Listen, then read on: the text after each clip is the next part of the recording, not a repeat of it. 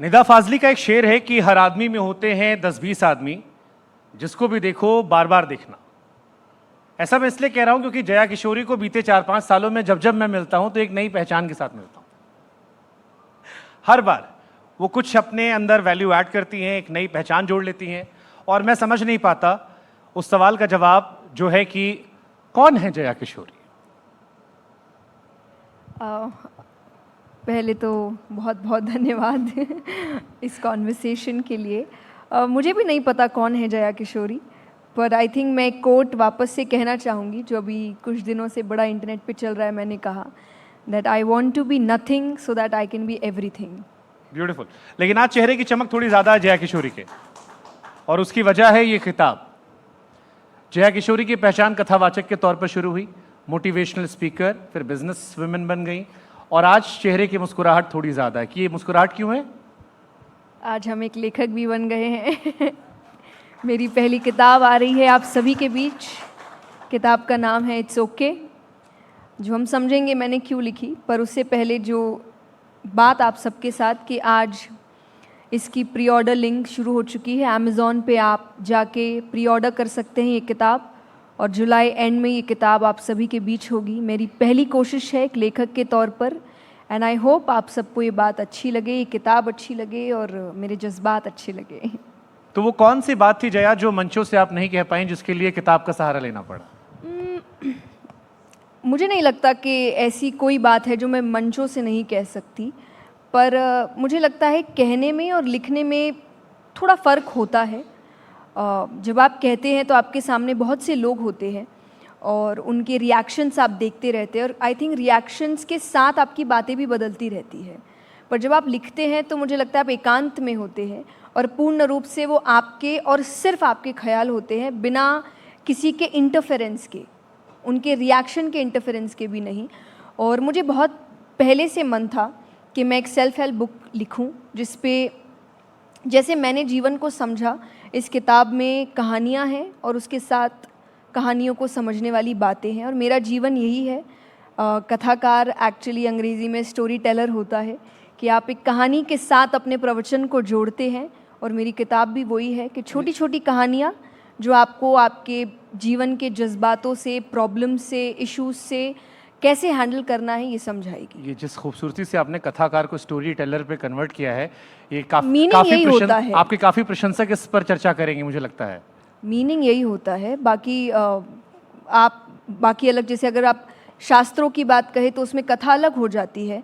अगर आप एक नॉर्मली कथा कर रहे हैं तो उसको भी स्टोरी ही कहते हैं। तो अगर आप मीनिंग कहेंगे तो कथाकार का इज इक्वल टू अंग्रेजी में स्टोरी टेलर। मैंने गुलजार You can have your own meanings, ji. but actual meaning is that only. गुलजार साहब की एक बड़ी खूबसूरत पोइट्री थी जिसमें उन्होंने कहा था कि किताबें झांकती हैं बंद अलमारी के शीशों से, बड़ी हसरत से वो तकती हैं कि महीनों इन किताबों से मुलाकातें नहीं होती। सोशल मीडिया का दौर है, सोशल मीडिया के दौर में किताब की अहमियत आप कहाँ देखती हैं? मुझे लगता है किताब नेवर एंडिंग फैशन है, ये कभी ख़त्म नहीं हो सकता। चाहे वो कभी किंडल के रूप में आ जाए या किताबों के रूप में ही रहे, पर पढ़ना हमेशा जारी रहेगा। क्योंकि मुझे लगता है पढ़ना जो आपको सीख और अनुभव दे सकता है वो बाकी चीज़ें नहीं दे सकती। क्योंकि आज मान लीजिए मुझे कार्य करते हुए 23 इयर्स हो चुके हैं, और किसी और को मेरी इस बात को समझने 23 इयर्स ओके। मुझे 23 साल हो गए हैं काम करते हुए। मतलब इससे तो बड़ी हैं आप। हाँ जी, इससे काफ़ी बड़ी हूँ मैं। मुझे कोई शर्म नहीं है अपनी एज छुपाने में, पर बताने में, सॉरी एज बताने में। बट यस, कि किसी को इस 23 साल के अनुभव को समझने के लिए, जीने के लिए 23 साल लगेंगे, पर शायद किताब के माध्यम से वो शायद एक हफ्ते में 23 साल के अनुभव को समझ सकते हैं। मुझे लगता है किताब इस तरीके से आपके लिए हेल्पफुल होता है। इस किताब का नाम है इट्स ओके। जी, जितना मैं समझ पा रहा हूँ शायद मेंटल हेल्थ पर ये है। अब जो देसी लोग हैं या जो पुराने कई सारे अभिनेता या कई सारे निर्देशक जिनके जब मैं पॉडकास्ट करता हूं तो वो अक्सर कहते हैं कि पिछली पीढ़ी में डिप्रेशन, एंजाइटी जैसी चीज़ें नहीं थी। वो कहते हैं कि हमारे ज़माने में होता था कि मन नहीं लग रहा तो कहते थे जाओ बाहर खेल के आ जाओ, और खेल कर आओगे तो अच्छा लगेगा। करेंट जनरेशन में मेंटल हेल्थ पर बहुत बातें होती है। नहीं देखिए, मुझे नहीं लगता कि पहले था नहीं, पहले पता नहीं था कि वो क्या है। फॉर एग्ज़ाम्पल बहुत सुंदर तरीके से कह सकते हैं कि पहले जब विपरीत परिस्थितियाँ आती थी और हमारे माता पिता या बुज़ुर्ग कहते थे मेरा जी बहुत घबरा रहा है, दैट वाज एक्चुअली एंजाइटी। जो आज के बच्चे समझ जाते हैं कि अचानक से उनके हाथ पैर क्यों काँप रहे हैं, या उनका सर क्यों चकरा रहा है, या उनके पसीने क्यों छूट रहे हैं, काइंड ऑफ वो पैनिक अटैक हो सकता है, एंजाइटी हो सकती है। तो अब उन्हें शब्द मिल गए हैं, पहले शब्द नहीं मिले थे। पहले पता नहीं था कि एक जैसे कई बीमारियां भी है जिनका आज पता चल रहा है, ऐसा नहीं पहले वो बीमारियां होती नहीं थी, पता नहीं था कि वो एक बीमारी है, पर अभी पता चल गया है तो उस पर काम हो रहा है। और काइंड ऑफ ये बुक भी इसीलिए है, मैंने ये इसीलिए लिखा कि क्योंकि मैं मोटिवेशनल स्पीकर के तौर पे बहुत कॉलेजेस में जाती हूँ जहाँ मैं आज के यंग बच्चों से मिलती हूँ, और वहाँ 2 शब्द या 2 सेंटेंस बहुत फेमस है आज के समय में, एक जस्ट चिल और एक इट्स ओके यार। तो जब मैंने ये समझा कि ये बहुत चल रहा है हर चीज़ में, हर प्रॉब्लम में, हर इशू में, हर फ्लॉ में, आज का बच्चा, आज का यूथ इट्स ओके बहुत यूज़ कर रहा है, पर कई जगह मुझे दिखता है कि हो सकता है कई परिस्थितियों में इट्स ओके, पर कई परिस्थितियों में इट्स नॉट ओके। आप उसको इट्स ओके बोल के नकार नहीं सकते। तो वहाँ से मुझे ये आइडिया आया था। तो ये बुक मेंटल हेल्थ और इमोशनल हेल्थ दोनों का मिश्रण है कि आपके कई भावनात्मक इश्यूज़ हो सकते हैं और कई आपके मानसिक इश्यूज़ हो सकते हैं, और उन दोनों में ही शायद आप इट्स ओके बोल के टाल मतलब रहे एक हैं। स्टीरियोटाइप चलता है जैसे मर्द रोते नहीं हैं, एग्जैक्टली, इट्स ओके मर्द टू भी क्राई। रोते हैं। ये चैप्टर है नहीं, पर इट्स ओके टू क्राई शायद हम पार्ट 2 में लेकर आएंगे। इस किताब को अगर आपको सारांश बताना हो, मुझे थोड़ी बातें कि जो हम यहाँ से ले जा सकते हैं, क्या होगी वो? अब जैसा मैंने कहा कि कुछ भावनात्मक और मानसिक परिस्थितियां हैं जिसको लेकर हम बहुत सरल होते जा रहे हैं, जिन पे हम ध्यान नहीं दे रहे हैं, जिनको हम इट्स ओके बोलकर टाल रहे हैं, और हम समझ नहीं पा रहे कि वही इश्यूज़ हमारे जीवन में हमें परेशान कर रहा है या हमें रिश्तों में दरार लाने पर मजबूर कर रहा है, करियर में नहीं आगे बढ़ने दे रहा है। तो उन चीज़ों को इट्स नॉट ओके समझकर आपको आगे बढ़ाना पड़ेगा या बदलाव लाना पड़ेगा। छोटा सा एग्जाम्पल मैं कह सकती हूँ कि जब हम कहते हैं it's okay to have flaws, अब कई लोग कह सकते हैं कि ऑब्वियसली इट्स ओके, सब में कमियां होती है, बिल्कुल होती है, लेकिन अगर आपको पता चल गया है कि आप में कोई कमी है, then it's not okay to keep it. It's okay जब तक है, जब तक पता नहीं चला है। फॉर एग्जाम्पल, एक कमी होती है किसी में कि उसको गुस्सा बहुत जल्दी आता है, बहुत शॉर्ट टेम्पर्ड है, और वो ये बोल के उसको टाल देता है कि अरे it's okay to have flaws, सब में कमियां हैं, मुझ में कमी है कि मुझे गुस्सा आ जाता है। बट वो आपके अकेले पे नहीं गुजर रहा ना, वो परिवार पे भी गुजर रहा है। तो it's not okay to keep it, कि आपको पता चल गया है कि आपको प्रॉब्लम है गुस्से की, लेकिन आप उसको ठीक नहीं कर रहे हो इस बोल के कि इट्स ओके। तो कहीं ना कहीं ऐसे टॉपिक्स के ऊपर चैप्टर्स है इसमें। चलो, ये तो समस्या की बात हो गई। मैं समाधान के अगर सवाल पूछूं कि अच्छी मेंटल हेल्थ के लिए एक कौन सी आदत हमें रोज अपनानी चाहिए, क्योंकि आपने किताब लिखी है, इस पूरी प्रक्रिया से आप गुजरे होंगे। देखिए, अभी तो किताब पढ़िए। लिखी तो आपने ना, मैं एक ही जवाब तो पूछ रहा हूं, बाकी बाद ये में आप जोड़ सकते हैं अपने जीवन में कि रोज़ाना आप 2-3 पन्ने पढ़े तो काफ़ी आपको मदद मिल सकती है। थोड़ा प्रमोशन हम अपना कर दे, बहुत जल्दी आपके बीच आएगी। ये एक हैबिट आप कुछ दिन के लिए अपनाइएगा। बट आई थिंक, मुझे लगता है कि मेंटल हेल्थ, इमोशनल हेल्थ के लिए स्पिरिचुअल हेल्थ अच्छी हो, ये बहुत ज़रूरी है। Okay, interesting. और ये मुझे समझ आया जब मैंने अपने जीवन में स्पिरिचुअलिटी को एज अ लाइफस्टाइल अपनाया। नॉट दैट कि अचानक से मुझे कोई रियलाइजेशन हुआ या मेरे साथ कोई चमत्कार हुआ और फिर मुझे लगा अच्छा अब मुझे स्पिरिचुअल होना। नहीं, मेरे घर का माहौल ही स्पिरिचुअल था। हाँ, हमने देखी वो छोटी वाली जगह। एग्जैक्टली। तो ये, और मुझे बहुत बाद में समझ आया जब मैंने अपनी ही उम्र के बच्चों को किसी प्रॉब्लम से जूझते हुए देखा, जिस प्रॉब्लम का सामना मैं भी कर रही थी, बट मैं बहुत काम होकर बहुत आराम से उनका सल्यूशंस निकाल पा रही थी, और जो मेरे ही उम्र के बच्चे नहीं निकाल पा रहे थे। और उनमें और मुझ में अगर कोई फ़र्क था, वो केवल इतना था कि मेरे जीवन में स्पिरिचुअलिटी एक लाइफस्टाइल थी और उनके जीवन में नहीं थी। बाकी सारी आदतें, मौज मस्ती, पसंद, सब कुछ हमारा सेम था, सिर्फ एक ही अंतर था। उस दिन मुझे समझ आया कि अध्यात्म कितना बड़ा बदलाव लाता है आपके मेंटल हेल्थ को, आपके इमोशनल हेल्थ को शेप करने में। किसी एक पॉडकास्ट में किसी ने मुझसे कहा कि जो लोग भगवान से जुड़े होते हैं या किसी स्पोर्ट्स एक्टिविटी में इन्वॉल्व होते हैं, उनमें मेंटल हेल्थ के इन केस कम केसेस देखे गए हैं। मतलब उन लोगों की तुलना में जो किसी स्पोर्ट्स एक्टिविटी में इन्वॉल्व नहीं है या स्पिरिचुअल नहीं है, रिलीजियस नहीं है, उनमें ज़्यादा केसेस देखे जाते हैं मेंटल हेल्थ के। इज इट ट्रू या ये भी एक वहम है? नहीं, आई थिंक डेफिनेटली ये हो सकता है। और मैं मगर ये नहीं कहूँगी कि उनको आते नहीं है प्रॉब्लम्स, वो हैंडल बहुत अच्छे से कर सकते हैं। प्रॉब्लम सबको आते हैं। देखिए, ऐसा नहीं है, भक्ति में भी अगर कोई कह दे कि वो भगवान का भक्त है तो उसके जीवन में दुख नहीं आएंगे, आई वुड से रादर ज़्यादा आएंगे। क्योंकि हमने जितने भी भक्तों को देखा है उनका जीवन एक नॉर्मल इंसान से ज़्यादा कठिन रहा है। चाहे वो शबरी माता है, चाहे वो सुदामा जी है, चाहे वो नरसिंह जी है, चाहे वो प्रहलाद भक्त है, ध्रुव जी है, सबके जीवन में बहुत कठिनाइयाँ आई, पर उनके कठिनाइयों को हैंडल करने का तरीका बड़ा सुंदर था। तो जब आप किसी भी आध्यात्मिक प्रक्रिया से जुड़े होते हैं या एक धार्मिक प्रक्रिया से जुड़े होते हैं या आप अपने फिजिकल वेल्थ को ठीक करने से जुड़े होते हैं, तो आपका हैंडल करने का तरीका बड़ा अच्छा होता है। लेकिन जब आप इन किसी भी चीज़ में नहीं होते हैं तो सबसे पहली चीज़ अगर आप जहाँ डाइव इन करते हैं दैट इज़ ओवर थिंकिंग। और over thinking he I think मुझे लगता है रूट कॉज है आपके कैसे छोड़ दे प्रॉब्लम्स ओवर का। थिंक करना? लोग कहते हैं नहीं कंट्रोल होता, पता है गलत कर रहे हैं बट हो रहा है, सोच रहे हैं ज़्यादा, उल्टे ही ख्याल आते हैं हाँ, तो पहले। ये 3-4 चीज़ों को अपनाइए ना, फिर उसके बाद भी अगर ना आए तब हम कह सकते हैं कि चलिए हम गलत आप सही, अब आपको जो मन आप वो करें। पर आप ये 3-4 चीज़ें अपनाएं। पर उसमें ही लोग कहते हैं मन नहीं करता है। मन तो किसी भी अच्छी चीज़ को करने का नहीं करता है। मुझे लगता है बच्चों को पढ़ने का मन नहीं करता है। एज ए किड मुझे जीवन में कभी पढ़ने का मन नहीं किया, लेकिन आपको जब समझ आ जाता है हमारे कि आपके मन जैसे नहीं बच्चों है, को नहीं करता। सॉरी, हमारे आपके जैसे बच्चों को नहीं करता हो। मैक्सिमम बच्चों को नहीं करता।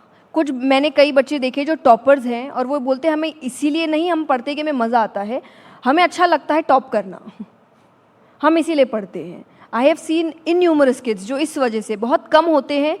क्योंकि देखिए, आपका इंटरेस्ट 1-2 सब्जेक्ट में होता है, सब में नहीं। अगर किसी ने कॉमर्स लिया है तो कुछ सब्जेक्ट्स होंगे जो उसको नहीं पसंद होंगे, पर उसको पढ़ना पड़ेगा अगर उसको पास होना है कॉमर्स एज अ सब्जेक्ट में। लेकिन आपको समझना होगा कि मन नहीं, फिर भी करना पड़ेगा क्योंकि ज़रूरी है। ये जिस दिन आप समझेंगे, मुझे लगता है उस दिन आप अपने जीवन में अधिकतर परेशानियों को ठीक कर सकते हैं।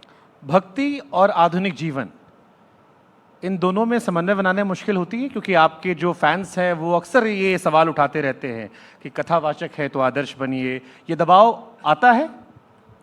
मुझे लगता है अगर आप किसी भी ऊंचे पद पे बैठे हैं जहां आपको हज़ारों की संख्या में देखा जा रहा है, तो एक दबाव आप पे बनेगा। और वो मुझे लगता है, मैं शब्द दबाव नहीं यूज़ करके जिम्मेदारी यूज़ करूँगी कि आपको अगर दुनिया ने ऐसा पद दिया है तो आपकी जिम्मेदारी बनती है कि आप ऐसे काम करें जिससे उनको अच्छी सीख मिले।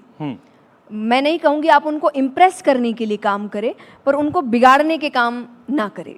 ये आई थिंक एक जिम्मेदारी आप पे है और मुझे वो जिम्मेदारी अच्छी लगती है कि एक अच्छी बात है, कहीं ना कहीं उस वजह से मेरा जीवन भी अच्छा हो रहा है, अच्छी आदतें उसमें और आ रही है, ये सोच के कि अच्छा अब नया क्या करूं जिससे लोगों को हेल्प हो सके, या अब कौन सी आदत ऐसी डालूं जिससे सबको मैं बता सकूं कि अच्छा ये आदत भी उनके जीवन में हेल्प कर सकती है।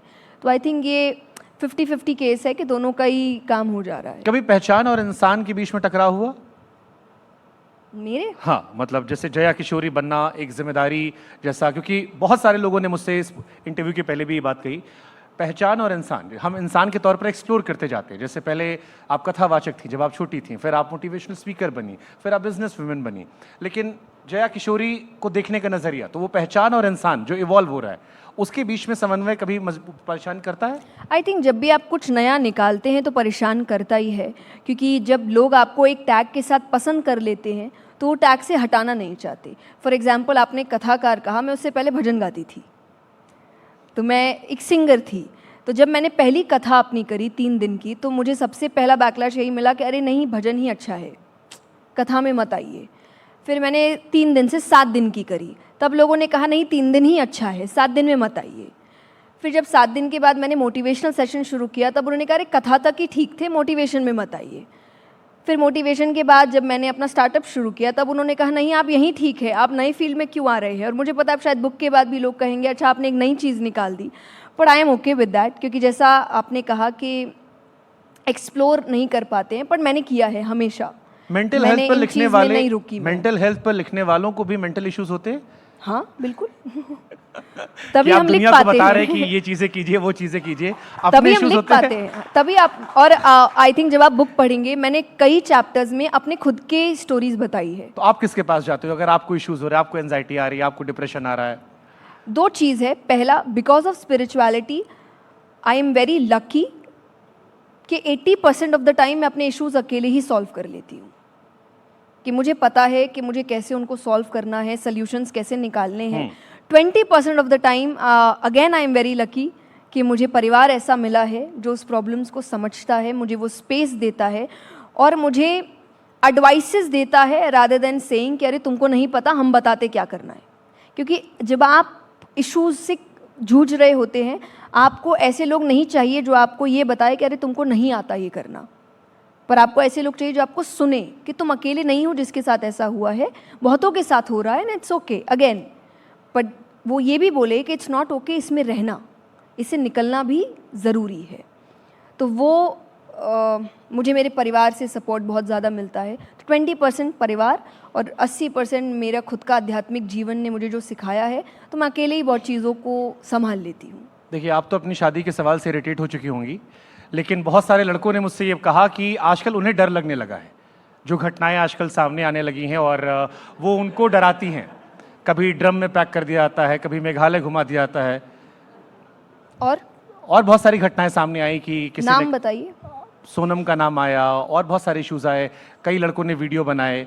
तो वो जो लड़के कह रहे हैं कि हमें 5, 6, 7, 8-10 घटनाएं होंगी, 10 तो वो जो में लड़के ऐसा आपको कह रहे हैं, इतना डर लग गया, हजारों से लड़कियों के साथ ये होता आ रहा है और हमें उसके बाद भी कहा जा रहा है नॉट ऑल मेन, और हम उसी विश्वास के साथ अभी भी शादी के लिए तैयार हैं कि हाँ सारे मर्द ऐसे नहीं होते हैं, जबकि हजारों वर्षों से महिलाओं के साथ ये होता आ रहा है। फिर भी हमारे अंदर एक विश्वास है कि सारे मर्द ऐसे नहीं होते, अच्छे पुरुष भी हैं और हम उन अच्छे पुरुषों की खोज में हैं।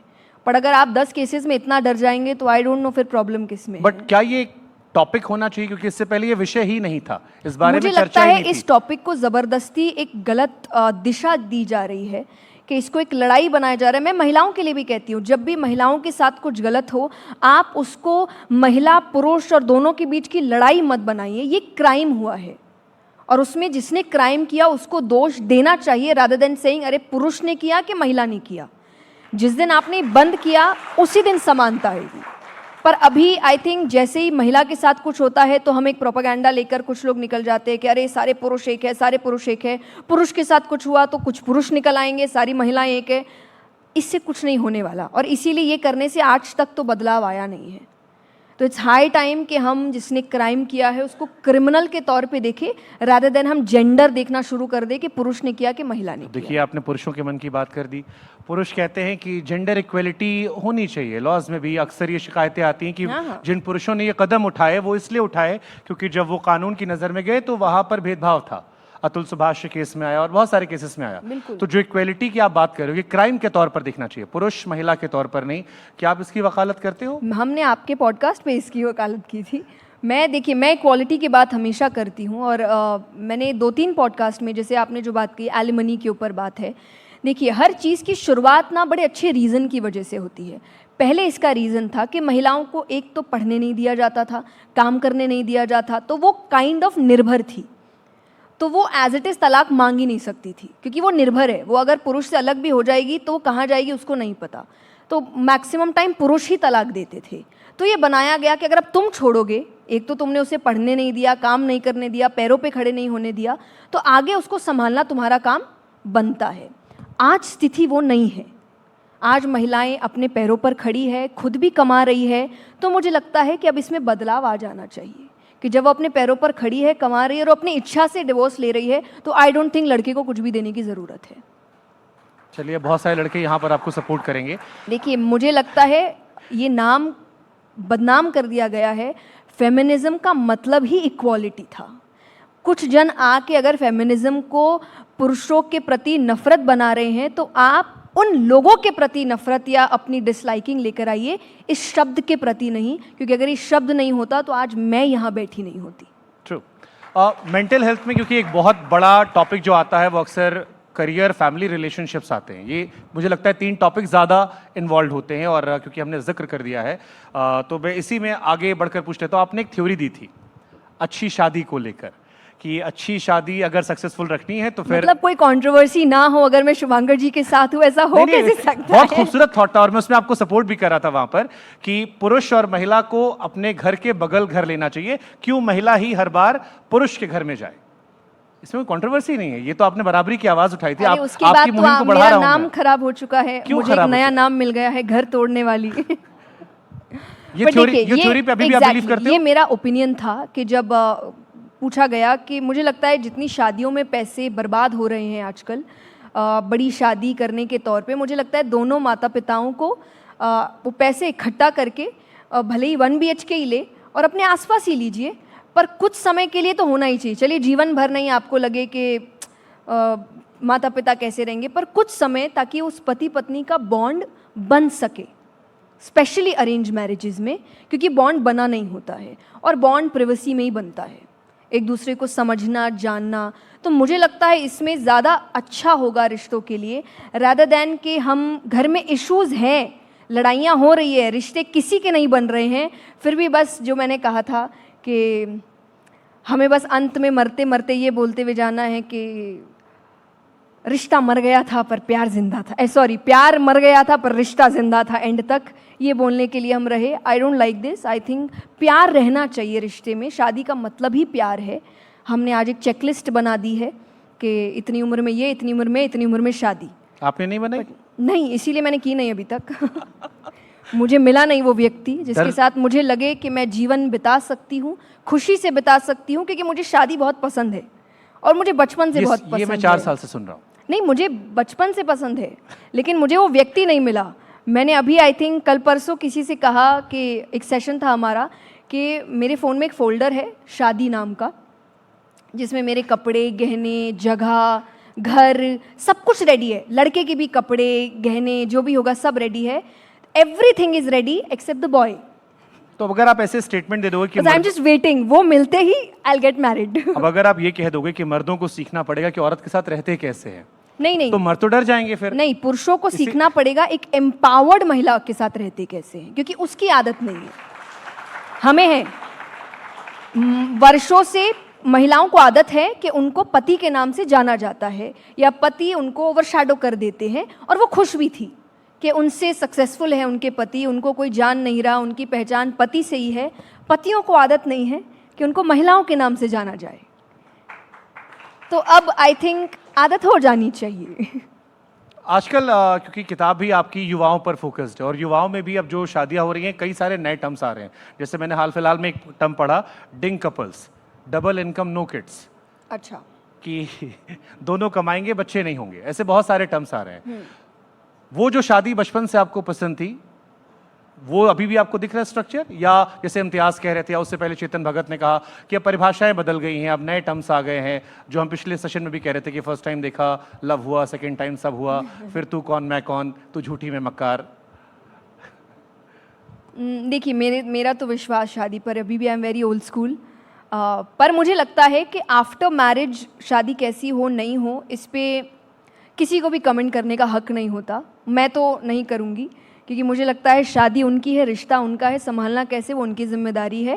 क्योंकि मुझे अच्छा नहीं लगेगा कि कोई मुझे बताए कि मुझे मेरी शादी कैसे संभालनी है, वो मैं देख लूँगी और मेरा पति देख लेगा, किसी और को बताने की ज़रूरत नहीं। इसीलिए मैं शादी के बाद क्या होना चाहिए इस पर कम ही कमेंट करती हूँ। अच्छा, ये जो बीवियों पर जोक्स होते हैं, आमतौर पर बहुत कैजुअली कई बार कहते हैं। अभी मैंने भी एक पॉडकास्ट किया, उन्होंने एक बड़े शिक्षक आए थे, उन्होंने मजाक मजाक में कह दिया कि भगवान ने माँ बनाई क्योंकि वो हर जगह मौजूद नहीं रह सकते थे, और बीवी बनाई सारे दुखों के लिए। ऐसे हंसी मजाक में उन्होंने छेड़ दिया, और ऐसे बहुत सारे आते हैं। एक पॉलिटिशियन भी, उन्होंने एक एक्ट्रेस से शादी की है, उन्होंने एक इंटरव्यू में कह दिया। वाइफ जोक्स कैसे देखते हो आप? ये सीरियस इशू है या इसको हंसी मजाक में टाल देना चाहिए? See depends. आई थिंक कई लोग बोलते हैं roasting is their love language. अब मुझे ये चीज़ नहीं पसंद पर्सनली। मुझे लगता है कि आप कमरे के अंदर कर सकते हैं अगर दोनों उस चीज़ के लिए राज़ी है, पर कमरे के बाहर मजाक में भी अपने पार्टनर को, और ये दोनों के लिए है, पत्नी को भी नहीं करना चाहिए। कई ऐसा नहीं सिर्फ पुरुष करते, पत्नियां भी करती है, पर किसी को भी अपने पार्टनर को बाहर मजाक में भी बेइज्जत नहीं करना चाहिए, क्योंकि आप कहीं ना कहीं बाहर वालों को एक छूट दे रहे हैं कि वो भी कर सकते हैं। तो ये मुझे लगता है नहीं होना चाहिए। आप करिए कमरे के अंदर, जितना हंसी मजाक करना है आप करिए, लड़ लीजिए एक दूसरे से, परेशानियाँ, लड़ाई झगड़े सब कुछ हो सकता है। घर से बाहर नहीं होना चाहिए। घर के बाहर दोनों को एक सम्मान दोनों का बना के रखना चाहिए, ताकि बाहर वाले जाने कि उनकी लिमिट क्या है। वो लिमिट आप दोनों तय कर रहे हैं। पैसा कितना ज़रूरी लाइफ में? बहुत ज़रूरी है। Very important. हर साल आईफोन के लिए? हाँ, अगर किसी को शौक है उस चीज़ का तो डेफिनेटली। बट आई थिंक मुझे लगता है आज अगर आपको अच्छा एजुकेशन चाहिए, आपको अच्छी हेल्थ चाहिए, आपको अपने परिवार के लिए एक अच्छा लाइफस्टाइल चाहिए, money is very important. But आपको समझना होगा उस पैसे को संभालते कैसे हैं, दैट इज़ मोर इम्पॉर्टेंट। लोगों को संभालना नहीं आता, अगर आपको संभालना आता है then money is very, and I think everybody knows here. या मुझे लगता है कोई पता नहीं कौन ये बातें कह रहा है कि पैसा ज़रूरी नहीं होता तो प्लीज़ आप दान कर दीजिए, क्यों रख के रखे हैं। बट पैसा बहुत ज़रूरी है। आज अगर परिवार में, मैं देखती हूँ आज हमारे परिवार में जब कोई बीमार पड़ जाता है, मुझे लगता है सबसे पहले आपको याद है कि आप अच्छे से अच्छा इलाज कराएं। वो अच्छे से अच्छा इलाज फ्री में नहीं होता है। बट जैसे एक शिक्षक हैं नीतू मैम, उन्होंने हाल फिलहाल में एक कोट किया कि सारे जितने लोग कथा करते हैं उनको लेकर एक जनरल कोट था कि देखिए ये वो इस गाड़ी में घूम रहे हैं, वो पर्स ऐसा लेते हैं, वो ऐसा फ़ोन लेते हैं, हम दिन भर पढ़ाते हैं, हमारा गला थक जाता है, दिस इज़ ईजी जॉब, यहाँ पर जाओ, थोड़ी देर बात करो, ये दुनिया से कहते हैं कि उससे मुक्ति हो जाओ, खुद लग्जरियस लाइफ जी रहे हैं। ऐसे सवाल आई एम श्योर आपके कमेंट सेक्शन में भी आते होंगे अक्सर। सो इनको कैसे डील करते हो फिर आप? नहीं, आई थिंक मुझे देखिए ऐसे लोग पसंद नहीं हैं जो दूसरों पर टिप्पणियाँ करते हैं, क्योंकि मुझे लगता है जीवन में किसी का जॉब इजी नहीं है। बट ये मोह माया वाली बात जो आती है कि ये मोह माया से दूर रही है, नहीं, कौन कर रहा है? जो कर रहा है उसके बाद भी ले रहा है तो गलत है। ये मैं भी कहूँगी। अगर कोई मन से ये बात कह रहा है कि आप मत करिए, आप मत कमाइए, आप मोह माया से दूर रहिए, और फिर वो मोह माया में पड़ा है, वो व्यक्ति गलत है। पर जो नहीं कह रहा, क्योंकि आज के समय में अगर कोई कथा कर रहा है तो अचानक से पब्लिक अपने आप उस पर एक स्टैंप डाल देती है कि ये संत है, जबकि वो बार बार 15-20 साल से कह रहा है कि वो नहीं है, वो नहीं है। पर आपने वो मान लिया है तो आप उसको उसी इमेज के साथ देखेंगे। तो मेरे हिसाब से ये आपकी गलती है, उनकी नहीं।